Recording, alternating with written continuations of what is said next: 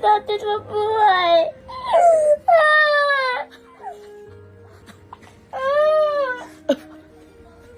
Ba't ka umiyak? Dahil... Nag-sacrifice si Papa Jesus para sa amin. Nag-sacrifice para sa ating pamilya lang?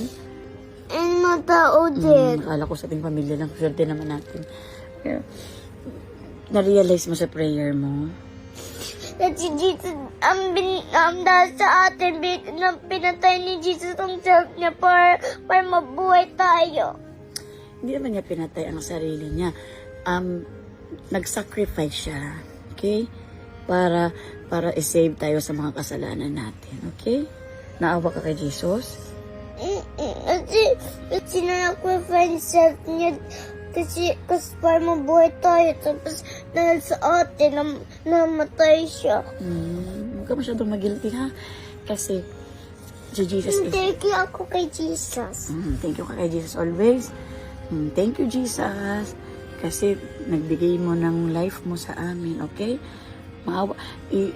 Always ka mag-thank you. Dahil nagte-thank you ka, makikita ni Jesus na worth it yung ginawa niya, okay?